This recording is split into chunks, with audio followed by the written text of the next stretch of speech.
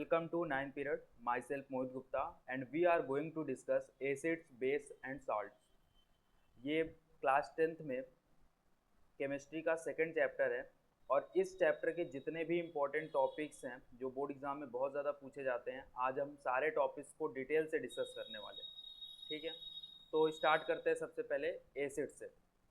Acids होते क्या हैं जनरली? जैसे मान लीजिए नींबू है तो नींबू में सिट्रिक एसिड पाया जाता है। ठीक है, तो नींबू कैसा होता है कि स्वाद में खट्टे होते हैं, है ना, टेस्ट उसका कैसा होता है, सोर होता है। ठीक है, वैसे ही मान लीजिए टमाटर है तो टमाटर में ऑक्जेलिक एसिड पाया जाता है, तो वो भी उसका भी टेस्ट कैसा होता है, खट्टा होता है। तो सबसे पहले एसिड्स की कैरेक्टरिस्टिक जो सिंपल कैरेक्टरिस्टिक्स है कि एसिड स्वाद में खट्टे होते हैं। और दूसरी बात ये कि जो इंडिकेटर होता है लिटमस, है ना, लिटमस, ये लिटमस पेपर को ब्लू टू रेड कर देता है। अगर ब्लू लिटमस पेपर है तो उसको क्या बना देगा, रेड बना देगा। तो acids are those substance which have sour taste and changes blue litmus to red. कैसे होते हैं, स्वाद में खट्टे होते हैं और ये ब्लू लिटमस को रेड में बदल देते हैं। ठीक है, depending on strength, depending on source and depending on concentration, acids can be divided. Depending on strength acids को weak acids and strong acids में बांटा गया है। ठीक है, डिपेंडिंग ऑन सोर्स एसिड्स को organic acids and inorganic acids में बांटा गया है। डिपेंडिंग ऑन कंसंट्रेशन एसिड्स को कंसंट्रेटेड एंड डाइल्यूट एसिड्स में बांटा गया। अब ये चीज होती क्या है? ठीक है, एसिड्स की आर्हेनियस थ्योरी कहती है कि a substance which produce hydrogen और proton in water solution is called acid. ठीक है, किसी भी एक्वस सोल्यूशन में यानी वाटर सोल्यूशन में ऐसे सब्सटेंस जो H प्लस रिलीज करते हैं, ऐसे सब्सटेंस जो क्या करते हैं, H प्लस, इस H प्लस को प्रोटॉन भी बोला जाता है। जो प्रोटॉन रिलीज करते हैं उसको हम लोग क्या बोलते हैं, एसिड बोलते हैं। ठीक है, तो फॉर एग्जांपल मान लीजिए HCl हुआ, तो HCl क्या करेगा, HCl यहाँ से एक H प्लस रिलीज करेगा। तो जो जितने ज़्यादा H प्लस रिलीज करेगा वो उतना ज़्यादा स्ट्रॉन्ग एसिड्स होगा। ठीक है, और जो जितने कम H प्लस रिलीज करेगा वो वीक एसिड होगा। ऐसे ही कार्बोनिक एसिड, ऐसे ही organic acid and inorganic acid.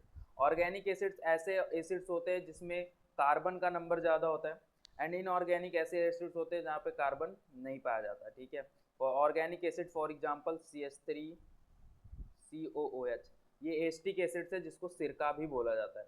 And inorganic for example HCl। ठीक है, फिर हम बात करते हैं what is concentrated and what is dilute acid. Concentrated acid का मतलब है जहाँ पे प्योर एसिड पाया जाता है, मतलब एसिड की वैल्यूम ज़्यादा होती है, वो हाईली कंसंट्रेटेड होते हैं, तो that is the concentrated acid. Dilute acid का मतलब है इस एसिड्स में वाटर जब हम मिला देते हैं तो वो क्या हो जाता है, डाइल्यूट हो जाता है। किसी भी सोल्यूशन में जब हम प्योर सोल्यूशन में जब हम वाटर मिलाते हैं तो वो क्या हो जाता है, डाइल्यूट हो जाता है। तो वैसे ही एक डाइल्यूट एसिड होता है, दूसरा कैसा होता है, कंसंट्रेटेड एसिड होता है। जो प्योर एसिड्स होते हैं उनको कंसंट्रेटेड एसिड बोलते हैं generally. Are you getting this thing? फिर आर्हेनियस ने बोला ही है, क्या बोला है, आर्हेनियस की थ्योरी कहती है कि जो एक्वस सोल्यूशन में प्रोटॉन रिलीज करते हैं, H प्लस रिलीज करते हैं, ऐसे सब्सटेंस को हम लोग क्या बोलते हैं, एसिड बोलते हैं। या फिर जो एक्वस सोल्यूशन में OH माइनस, ठीक है, यानी हाइड्रोक्साइड आयन को रिलीज करते हैं उसको हम लोग बेस बोलते हैं। ठीक है, ऐसे सब्सटेंस फॉर एग्जांपल यहाँ पे मैंने HCl लिया था एंड यहाँ पे मैं लूँगा NaOH। NaOH क्या होगा, जैसे ही ये एक्वस सोल्यूशन में आएगा तो ये OH प्लस रिलीज कर देगा। ठीक है, तो देखिए मान लीजिए HCl की हमने रिएक्शन कराई किससे, H2O से, यानी एक्वस सोल्यूशन में HCl को डाला तो वो क्या करेगा, Cl माइनस अलग हो जाएगा एंड जो H प्लस है वो इस H2O के साथ मिल जाएगा यानी H3O प्लस बना लेगा वो। यहाँ पे क्या हुआ है, H2O था एंड H2O से जब H प्लस मिला तो उसने क्या बना लिया, H3O प्लस। ठीक है, यानी यहाँ पे H प्लस रिलीज हुआ है। वैसे ही नाइट्रिक एसिड यानी HNO3 में जब उसको एक्वस सोल्यूशन में डाला गया तो उसने क्या बना लिया, H3O plus and NO3 minus अलग हो गया। ठीक है, तो that's means these are acids because they liberate, they release H plus. ठीक है, ऐसे ही बेस की बात कर लेते हैं। हमने जब NaOH को एक्वस सोल्यूशन में डाला तो Na प्लस अलग एंड OH माइनस वो एक्वस सोल्यूशन में रिलीज कर दिया गया। वैसे ही मैग्नीशियम हाइड्रोक्साइड को जब हमने वाटर में डाला तो वहाँ पे मैग्नीशियम अलग एंड OH माइनस को वाटर में रिलीज कर दिया गया।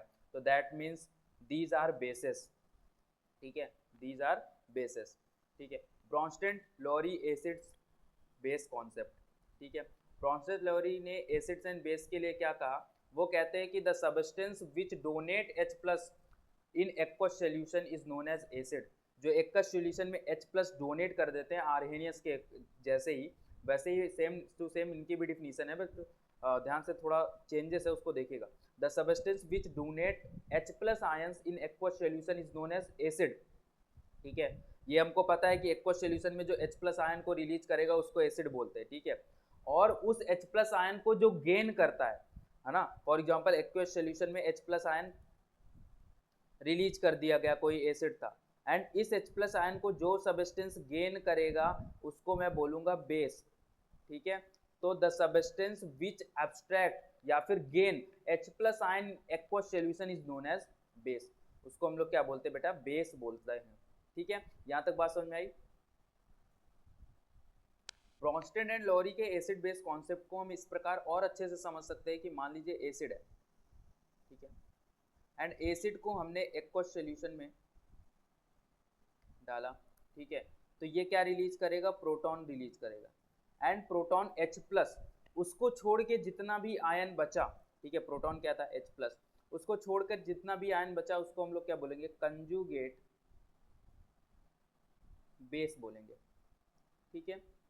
और एक चीज यहाँ पे ध्यान दीजिएगा, क्या नोट है, क्या नोटिस करना है आपको, कि conjugate base are converted into acids by gain of proton,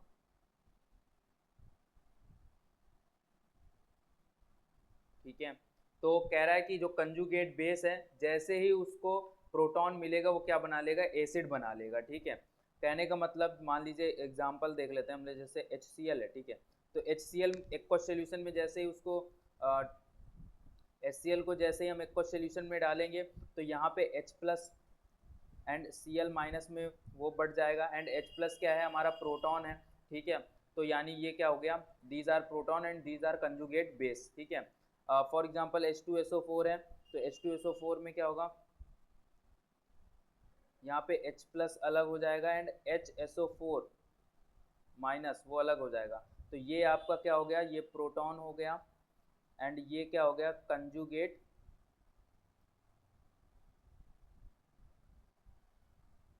base हो गया, ठीक है। HSO4 माइनस जो था उससे एक अभी हाइड्रोजन यानी एक H प्लस और निकल सकता है, तो जैसे ही हम उससे H प्लस एक और निकालेंगे तो अब यहाँ पे कंजुगेट क्या हो जाएगा, SO4 माइनस, ठीक है। Are you getting this thing. तो ब्रॉन्स्टेड एंड लोरी के अकॉर्डिंग की एसिड क्या करते हैं, वो क्या करते हैं, प्रोटॉन को डोनेट करते हैं एक्वस सॉल्यूशन में, और जो जितना भी और जो बचा, ठीक है, जो आयन बचा उसको हम लोग क्या बोलते हैं, conjugate base, and conjugate base उसी एक्वस सॉल्यूशन में उस प्रोटॉन को गेन कर लेते हैं, ठीक है। और गेन करके क्या बनाते हैं, एसिड्स बनाते हैं। ये हम लोगों ने अभी कॉन्सेप्ट पढ़ा है, ठीक है, इसको ध्यान से देखिएगा थोड़ा। जैसे बेस है, ठीक है, एंड उसकी रिएक्शन प्रोटॉन से कराएंगे, तो मैंने क्या बोला कि वो किस में कन्वर्ट हो जाता है, एसिड में कन्वर्ट हो जाता है। कैसा एसिड, इसको एसिड को बोलेंगे कंजुगेट एसिड, ठीक है। फॉर एग्जांपल मान लीजिए Cl माइनस है, उसको हमने प्रोटॉन दिया H प्लस, तो अभी ये किस में बदल जाएगा, अभी ये बदल जाएगा HCl में, कंजुगेट एसिड्स बना दिया उसने, ठीक है, समझ रहे हो बात। फिर मान लीजिए H2 माइनस है, ठीक है, उसको मैंने H प्लस दिया, अब ये क्या बना लेगा, H2S बना लेगा, that is a acid. SO4 minus 2 था, उसको मैंने H प्लस दिया, वो बना लेगा H2SO4 कंजुगेट एसिड। फिर मेरे पास NO3 माइनस था, मैंने उसको H प्लस दिया, एंड ये क्या बना लेगा, HNO3, this is a nitric acid. And conjugate base था, उसको मैंने H प्लस दिया, प्रोटॉन दिया, एंड वो क्या बना लेगा, H2CO3। बट एक चीज़ आपको ध्यान रखना है, ये सारी चीज़ें एक्वस सॉल्यूशन में हो रही हैं, ठीक है, मतलब वाटर में ये सारी रिएक्शंस हो रही हैं, ठीक है। अब देखते हैं हम लोग एसिड्स की फिजिकल प्रॉपर्टीज क्या होती है। एसिड देखिए हम लोग जानते हैं टेस्ट में कैसे होते हैं, खट्टे होते हैं, यानी acids are sour in test, ठीक है। दे change the colour of indicator, ये क्या करते हैं, इंडिकेटर का कलर चेंज कर देते हैं। And what is indicator, indicator क्या होता है, ये इंडिकेट करते हैं कि जो हमारे पास सोल्यूशन है वो एसिड है या फिर बेस है ना। और ऐसे ही बहुत सारे इंडिकेटर हैं, इंडिकेटर की क्लास हम लोग अलग से लेंगे, है ना। उसमें सारे indicator, what is natural indicator, what is synthetic indicator, वो सारी चर्चा हम करेंगे। अभी समझिए इंडिकेटर क्या करता है, इंडिकेट करता है। मान लीजिए आपके पास कोई सोल्यूशन है एंड आपको नहीं पता कि वो एसिड है या फिर बेस है, तो आपको इंडिकेटर की हेल्प करनी पड़ेगी। एसिड एंड बेस जब ये इंडिकेटर से रिएक्ट करते हैं तो वो अपना कलर शो करते हैं। एसिड्स अपना अलग कलर शो करेगा एंड बेस अपना अलग कलर शो करेगा। फॉर एग्जांपल लिटमस सोल्यूशन है या फिर लिटमस पेपर है, तो वो क्या करेगा, वो एक्चुअली में होता है ब्लू कलर का, बट जैसे ही वो एसिड से रिएक्ट करेगा तो वो रेड कलर का हो जाएगा, ठीक है। फॉर एग्जांपल फिनोप्थलीन है, फिनोप्थलीन जो है रिमेन्स कलरलेस, है ना। फिनोप्थलीन कलरलेस होता है, वो कलरलेस ही होगा। इसका मतलब ये है जब बेस से रिएक्ट करेगा तब इसमें कोई चेंजमेंट आएगा। फिर मैं बात करूँ टर्मरिक की, यानी हल्दी की। हल्दी येलो कलर की होती है, जब एसिड से उसकी रिएक्शन कराएंगे तो वो येलो कलर का ही रहेगा, बट जब मैं उसकी रिएक्शन बेस से कराऊंगा तो वो बहुत ज़्यादा रेडिश हो जाएगा एकदम से, टर्मरिक। वैसे ही China rose, China rose dark pink colour की हो जाएगी जैसे हम उसकी एसिड्स की रिएक्शन कराएंगे। चाइना रोज यानी गुड़हल, टर्मरिक हल्दी, ठीक है। तो यहाँ तक बात समझ में आई। तो पहला पॉइंट क्या है कि acids are sour in taste and they change the colour of indicators, ठीक है। और ये सारे इंडिकेटर्स आपको याद रखने हैं कि ब्लू को रेड में कौन कन्वर्ट करता है, एसिड्स, ठीक है। लिटमस पेपर में जो ब्लू को रेड में कन्वर्ट करता है दैट इज द एसिड, ठीक है। Phenolphthalein remains colourless and turmeric, and जो टर्मरिक होगा वो रिमेन्स येलो होगा and China rose becomes dark pink and magenta, ठीक है। थर्ड पॉइंट है they are good electrolyte and have corrosive nature, ठीक है। गुड इलेक्ट्रोलाइट का मतलब है एसिड एंड बेस को एज अ इलेक्ट्रोलाइट यूज किया जाता है, ठीक है, बैटरीज में, because they are good electrolytes, है ना, इनके पास आयंस है।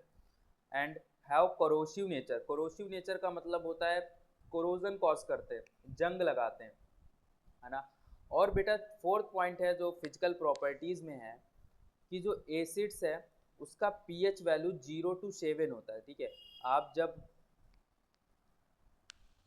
आप जब पीएच स्केल देखेंगे, ठीक है, पीएच स्केल फॉर एग्जांपल, ठीक है, तो वहाँ पे 0 to 7 वैल्यूज होंगी, फिर 7 वैल्यू होगी, फिर 7 to 14 वैल्यू होगी।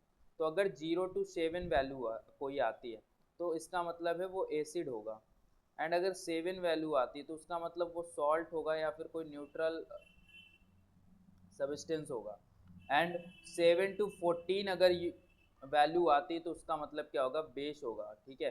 पीएच उसको बोलते हैं potential of hydrogen, and pH scale is also a indicator, है ना। पीएच स्केल भी क्या है, एक इंडिकेटर है। तो अगर मैं पूछूं कि एसिड्स की पीएच वैल्यू कितनी होती है तो वो 0 to 7 होगी, है ना। अब अगर मैं कह दूं मान लीजिए पीएच वैल्यू, एक सेकंड इसको मिट दें, ठीक है, मान लीजिए पीएच वैल्यू 1 है या फिर पीएच वैल्यू 0 है, तो इसका मतलब है वो हाईली एसिड्स होगा, हाईली एसिड होगा, ठीक है। एंड पीएच वैल्यू अगर 7 है या फिर 6 है तो मतलब वो क्या होगा कि वीकली एसिड होगा, ठीक है, मतलब वीक एसिड होगा। बात समझ रहे हो, ये यहाँ पे स्ट्रॉन्ग एसिड था, वीक हो जितना 0 की तरफ होगा, है ना, मतलब लेफ्ट टू राइट अगर जाओगे पीएच स्केल में तो आपकी एसिडिटी डिक्रीज होगी, है ना। अगर मैं कहूँ कि 0 1 2 3 ये these are strong acid and 4 5 6 these are weak acid, that means. And फिर 7 जो है वो आपका क्या होगा, वो न्यूट्रल होगा यानी सॉल्ट होगा, फिर उसके आगे बेस का क्रम चालू हो जाता है। एंड बेस का क्या क्रम है उसको हम नेक्स्ट क्लास में जब हम बेस पढ़ेंगे वहाँ पे डिस्कस करेंगे, ठीक है। अब जान लेते हैं हम लोग chemical properties of acids. Acids की क्या केमिकल प्रॉपर्टीज हैं, देखिए बेटा physical properties and chemical properties में डिफरेंस क्या होता है। फिजिकल प्रॉपर्टीज फॉर एग्जांपल मैं हूँ तो आप मुझको देख के बाहर से, ठीक है, आप बता सकते हो मॉइस्चर ऐसे है, मॉइस्चर ऐसे है, एंड मॉइस्चर का नेचर ऐसा है, मतलब एक चीज़ आप बता सकते हो कि ऐसे ऐसे है मॉइस्चर, बट इंटरनली मॉइस्चर क्या है वो आपको जब पता चलेगा जब आप उनसे मीट करोगे, है ना, मिलोगे, मतलब जब आप मेरी से केमिकली रिएक्ट करोगे। तो केमिकल रिएक्शन का मतलब है केमिकल रिएक्शन के बाद क्या रिजल्ट आता है, फिजिकल का मतलब जो आप देख के बता रहे हो, ठीक है, इसमें ऐसा ऐसा होता है, ये सारी चीज़ें, तो वो फिजिकल हो गया। बट केमिकली क्या है, आप जब मुझसे रिएक्ट करोगे, जब आप मुझसे मीट करोगे, तब वो आपको मेरी प्रॉपर्टीज़ पता चलेंगी। तो केमिकल प्रॉपर्टीज़ में हम केमिकल रिएक्शंस कराएंगे, ठीक है। तो उससे पहले आपको ये जानना है कि all compounds containing hydrogen are not acids, यानी जितने भी कंपाउंड्स में हाइड्रोजन है वो एसिड्स नहीं होते हैं। फॉर एग्जांपल CH4 है, ठीक है, तो इसमें 4 हाइड्रोजन है, तो आप कह दोगे स्ट्रॉन्ग एसिड्स, नहीं, ये ये हाइड्रोजन पार्टिसिपेट ही नहीं कर रहा। एक्वस सॉल्यूशन में हाइड्रोजन अगर रिलीज करता है, H+ रिलीज कर रहा है, तो वो एसिड है। तो all compounds containing hydrogen are not acids. दूसरा point, acids do not show acidic behaviour in the absence of water. Acids तभी अपने एसिड बिहेवियर शो करेगा जब वो कहाँ पे होगा, वाटर में होगा। इन the absence of water acids अपनी एसिडिक बिहेवियर शो नहीं करेगा, ठीक है। अब पढ़ते हैं हम लोग केमिकल प्रॉपर्टीज ऑफ एसिड्स, ठीक है। तो जब भी हम एसिड की रिएक्शन मेटल से कराते हैं, ठीक है, तो वो क्या बनाता है, सॉल्ट बनाता है एंड हाइड्रोजन गैस रिलीज करता है। हम लोग केमिकल प्रॉपर्टीज पढ़ रहे हैं। केमिकल प्रॉपर्टीज में हमने क्या पढ़ा कि मैं अगर एसिड की रिएक्शन मेटल से कराऊंगा तो वो क्या बनाएगा, सॉल्ट बनाएगा एंड हाइड्रोजन रिलीज करेगा। जैसे मैं बात कर लेता हूँ, मान लीजिए मैंने HCl ले लिया, है ना, एंड उसकी रिएक्शन में करा दूं जिंक से, जिंक हमारा मेटल है ना, जिंक से रिएक्शन करा दो तो वो क्या बना लेगा, ZnCl2, एंड यहाँ से वो हाइड्रोजन रिलीज कर देगा। तो यानी मैं कभी भी जिंक या सॉरी कभी भी मैं अगर मेटल की रिएक्शन एसिड से कराऊंगा तो यहाँ से हाइड्रोजन गैस रिलीज होगी और क्या बनेगा, सॉल्ट बनेगा। सॉल्ट यानी वो न्यूट्रल है, ना उसमें एसिड्स के कैरेक्टर है ना ही उसमें बेसिस के कैरेक्टर है, वो न्यूट्रल है, ठीक है। यहाँ तक बात समझ में आई। अब हमको ये मान लीजिए प्रूव करना है, आपकी एनसीईआरटी में इसका एक्सपेरिमेंट दिया हुआ है। यहाँ पे देखिए, आप देखिए यहाँ पे इस रिएक्शन में क्या किया गया है, सेट द अपरेटस, है ना, इस अपरेटस को शो सेट किया गया है एंड ये पूरा अपरेटस है। And take 5 ml of dilute sulphuric acid, हमने क्या करा है 5 ml डाइल्यूट, डाइल्यूट का मतलब आप समझते हो, डाइल्यूट का मतलब वहां पे वाटर मिलाया गया है, ठीक है, डाइल्यूट H2SO4 लिया गया, ठीक है, टेस्ट ट्यूब में, and a few pieces of zinc granules to it, है ना, एंड उसमें क्या कर दिया गया, उस 5 ml H2SO4 में जिंक डाला गया यहाँ पे, ठीक है, यहाँ पे क्या डाला गया, जिंक डाला गया। अब जैसे इसमें जिंक डालोगे, ये एसिड था एंड इसमें जिंक मिला, तो जिंक एंड एसिड की रिएक्शन होगी, जाहिर सी बात है फिर क्या बनेगा, सॉल्ट बनेगा एंड क्या बनेगा, हाइड्रोजन गैस रिलीज होगी। अब इस हाइड्रोजन गैस के टेस्ट के लिए हम लोग क्या करते हैं, पॉप टेस्ट करते हैं। पॉप टेस्ट में क्या होता है, अब यहाँ से मान लीजिए हाइड्रोजन गैस इस सेटअप से रिलीज हुआ, तो यहाँ पे हमने एक सोप सोल्यूशन रखा हुआ है एंड सोप सोल्यूशन में कुछ बुलबुले हमको निकलते हुए दिखाई देंगे, क्यों, क्योंकि यहाँ से हाइड्रोजन गैस अगर रिलीज हुई होगी। तो देख लेते हैं, अगर हाइड्रोजन गैस बेटा यहाँ से रिलीज हो गई है तो यहाँ से आप अगर एक मैच बॉक्स मतलब मैच, ठीक है, मैच स्टिक्स या फिर आप कोई कैंडल यहाँ पे लगाओगे जहाँ से बुलबुले रिलीज हो रहे हैं, तो वहाँ पे बहुत तेज से पॉप होगा, है ना, बहुत तेज से धड़ाम मचेगा। तो इसका मतलब ये होगा कि यहाँ से क्या कौन सी गैस रिलीज हुई है, यहाँ से हाइड्रोजन गैस रिलीज हुई है।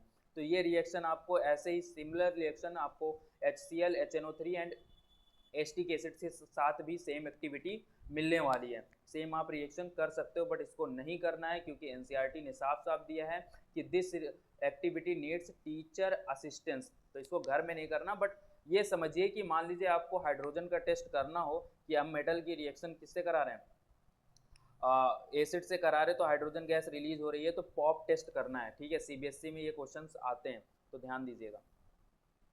फिर दूसरी हमारी रिएक्शन है न्यूट्रलाइजेशन रिएक्शन। अब न्यूट्रलाइजेशन रिएक्शन क्या होती है, it takes place when the effect of the base is neutralised by an acid and vice versa to give the result of salt and water. तो अगर मैं कहूँ कि मान लीजिए एसिड की रिएक्शन में बेस से करा दूं या फिर बेस की रिएक्शन में एसिड से करा दूं, तो वो न्यूट्रल, एसिड का भी इफेक्ट खत्म हो जाएगा एंड बेस का इफेक्ट भी खत्म हो जाएगा, वो न्यूट्रल बन जाएगा एंड वाटर भी रिलीज होगा। जैसे आप जानते हो HCl एसिड है एंड NaOH क्या है, बेस है, बट NaCl क्या है, नमक है, NaCl क्या है, नमक है। एंड नमक का यूज कहाँ पे करते हो, नमक का यूज आप करते हो केवल और केवल प्रिजर्वेशन में यूज करते हो या फिर स्वाद बढ़ाने के लिए करते हो। अब वो एसिड या बेस नहीं रहा, वो न्यूट्रल हो गया है, ठीक है। तो इसी रिएक्शन को क्या बोलते हैं, न्यूट्रलाइजेशन रिएक्शन। एग्जाम में आएगा न्यूट्रलाइजेशन रिएक्शन क्या है, तो आपको बताना है it takes place when the effect of base, base का इफेक्ट या फिर एसिड का effect neutralised by acid, base का इफेक्ट एसिड न्यूट्रलाइज करेगा एंड एसिड का इफेक्ट बेस न्यूट्रलाइज करेगा, to give the result salt. इससे क्या बनेगा, साल्ट बनेगा जो कि न्यूट्रल है एंड वाटर रिलीज होगा। जैसे बेटा एक चीज आप ये ध्यान रखिए, एक ऐड आता है इनो का, एंड इनो में कहता है कि 6 सेकंड में अपनी एसिडिटी क्या कर लो, कम कर लो। वो कैसे होता है बेटा, आपके जो स्टमक होता है ना, तो उस स्टमक में जो गैस्ट्रिक एंजाइम होती है वो बहुत ज़्यादा HCl रिलीज करती हैं, ठीक है। एंड फॉर एग्जांपल इस HCl की कंसंट्रेशन बहुत ज़्यादा बढ़ गई तो आपको क्या हो जाएगी, आपके स्टमक में एसिडिटी आ जाएगी। एंड अब उस एसिडिटी को ओवरकम करने के लिए, उस एसिडिटी को ख़त्म करने के लिए हमको क्या चाहिए, बेस चाहिए। एंड बेस क्या करेगा, उसको न्यूट्रल कर देगा। तो उसकी जगह हम एज अ बेस क्या यूज करते हैं, इनो यूज करते हैं। तो ऐसे ही क्या होता है कि HCl हम लोगों की स्टमक में, बेली में एसिडिटी बढ़ा रहा था और हमने बेस उसको दे दिया तो वो न्यूट्रल कर देगा। एंड ये रिएक्शन मे बी 6 सेकंड में पॉसिबल हो जाती होगी, इसीलिए वो ऐड करते हैं ऐसा कि 6 सेकंड में क्या होता है, न्यूट्रलाइजेशन रिएक्शन से आप एकदम से न्यूट्रल हो जाएंगे, आपकी स्टमक की एसिडिटी क्या हो जाएगी, खत्म हो जाएगी। तो वहाँ पे भी जो रिएक्शन हुई न्यूट्रलाइजेशन रिएक्शन हुई, यानी जब एसिड एंड बेस की रिएक्शन कराते हैं तो सॉल्ट बनता है, याद रखिएगा। अब देखिए एसिड की रिएक्शन जब हम लोग मेटल कार्बोनेट से कराते हैं या फिर मेटल बाई कार्बोनेट से कराते हैं तब क्या होता है, ठीक है। एसिड की रिएक्शन जब भी हम मेटल कार्बोनेट या फिर मेटल बाई कार्बोनेट से कराते हैं तब वहां से सॉल्ट बनता है, कार्बन डाइऑक्साइड रिलीज होता है एंड वाटर रिलीज होता है, ठीक है। जैसे मान लीजिए HCl ले लिया हमने एज ए एसिड, ठीक है। Sodium carbonate, sodium is a metal and carbonate, ठीक है, मेटल कार्बोनेट हमने ले लिया। जब हम इसकी रिएक्शन कराएंगे तो यहाँ पे बनेगा NaCl, ठीक है, यहाँ से Na एंड यहाँ से Cl मिलेगा, NaCl और कितने NaCl, 2 Na है ना, तो 2 NaCl and carbon dioxide release होगा एंड वाटर रिलीज होगा। तो यहाँ पे जो रिएक्शन हुई वो किससे, मेटल कार्बोनेट से। या फिर मैं अगर इसकी रिएक्शन मेटल बाई कार्बोनेट से कराऊं, मेटल बाई कार्बोनेट का मतलब क्या है, सोडियम हाइड्रोजन कार्बोनेट, है ना, उसको मेटल बाई कार्बोनेट भी बोलते हैं या फिर मेटल हाइड्रोजन कार्बोनेट भी बोलते हैं। जब हम इसकी रिएक्शन कराएंगे तो सेम ही रिएक्शन होगी, यहाँ पे NaCl बनेगा बट यहाँ पे सिंगल NaCl बनेगा, यहाँ पे Na2 था तो 2 Na एंड यहाँ पे Na सिंगल है तो यहाँ पे सिंगल NaCl बनेगा, कार्बन डाइऑक्साइड बनेगा एंड वाटर यहाँ पे बनेगा, ठीक है। ये दिख नहीं रहा होगा तो मैं इसको यहाँ पे लिख देता हूँ, ठीक है। NaCl बनेगा, कार्बन डाइऑक्साइड बनेगा एंड वाटर बनेगा, ठीक है। यहाँ तक बात समझ में आई। अब लास्ट रिएक्शन हम लोग, सबसे इंपॉर्टेंट है लास्ट रिएक्शन हम लोग पढ़ लेते हैं कि जब हम रिएक्शन कराते हैं एसिड्स की मेटल ऑक्साइड की तरह से, ठीक है। मेटल ऑक्साइड क्या होते हैं, हम लोगों ने जब metal and non metal 3rd chapter है, ठीक है, उसको आप पढ़िएगा तो वहाँ पे हम लोग ने मेटल ऑक्साइड के बारे में चर्चा करी है। एंड मेटल ऑक्साइड क्या होते हैं, मेटल ऑक्साइड बेसिक नेचर के होते हैं। अब आपके दिमाग में आया कि भाई मेटल ऑक्साइड तो बेस है, बेसिक नेचर का होता है, एंड नॉन मेटल एक साइड एसिड के नेचर का है। तो अगर मैं मेटल ऑक्साइड जब बेसिक नेचर का है तो अगर मैं उसकी रिएक्शन एसिड से करा दूं तो क्या बनेगा, सॉल्ट बनेगा एंड वाटर बनेगा। सेम ही न्यूट्रलाइजेशन रिएक्शन की तरीके है ना। तो metal oxide as a base काम करता है एंड उसकी रिएक्शन में अगर एसिड से करा दूं तो क्या बनता है, सॉल्ट एंड वाटर। तो फॉर एग्जांपल मैंने ले लिया कॉपर ऑक्साइड जो कि मेटल ऑक्साइड है, उसकी रिएक्शन मैंने HCl से करा दी तो यहाँ पे क्या बनेगा, copper chloride and water release हो जाएगा। वैसे कैल्शियम ऑक्साइड की रिएक्शन मैं HCl से कराता हूँ तो कैल्शियम क्लोराइड एंड H2, ठीक है। अब बात आती है कि हम लोग मेटल ऑक्साइड को बेसिक नेचर का क्यों बोला सर ने। मेटल ऑक्साइड को बेसिक नेचर का इसलिए बोला क्योंकि जब मेटल ऑक्साइड की रिएक्शन में एसिड से कराता हूँ तो सॉल्ट बनता है, है ना। एंड सॉल्ट तभी बनता है जब हम एसिड की रिएक्शन बेस से कराते हैं। तो मतलब जो मेटल ऑक्साइड भी है एज अ बेसिक नेचर का है। पूछा जाता है कि मेटल ऑक्साइड किस नेचर का है, तो आपको बताना है कि मेटल ऑक्साइड बेसिक नेचर का है। एंड पूछेगा क्यों, तो आपको बताना है metal oxide reacts with acid to form salt. ठीक है, हम लोगों ने केमिकल रिएक्शन में क्या क्या कौन कौन से रिएक्शन पढ़े हैं, सारी रिएक्शन का हम लोग एक ओवरव्यू ले लेते हैं। ठीक है, सबसे पहले केमिकल प्रॉपर्टीज में हमने पढ़ा कि एसिड की रिएक्शन जब हम मेटल से कराते हैं तो सॉल्ट बनता है एंड हाइड्रोजन गैस रिलीज होती है। ठीक है, फिर हमने पढ़ा कि जब एसिड की रिएक्शन हम लोग बेस से कराते हैं तो सॉल्ट बनता है एंड वाटर क्या होता है, रिलीज होता है, that is the neutralisation reaction. ठीक है, फिर हमने पढ़ा कि जब एसिड की रिएक्शन हम लोग मेटल कार्बोनेट से कराते हैं तो सॉल्ट बनता है, कार्बन डाइऑक्साइड बनता है एंड वाटर बनता है। फिर हमने पढ़ा कि जब एसिड की reaction metal oxide and salt से कराता है तो वाटर बनता है। ठीक है, तो आज की क्लास में हमने एसिड पूरा कंप्लीट कर लिया। नेक्स्ट क्लास में हम लोग बेस पढ़ेंगे, फिर उसके बाद हम लोग इंडिकेटर पढ़ेंगे एंड फिर उसके बाद हम लोग सॉल्ट करने वाले हैं। तो इतने ही इंपॉर्टेंट टॉपिक्स हैं इस चैप्टर में, उसको हम 3-4 वीडियो में कंप्लीट कर लेंगे। Thank you.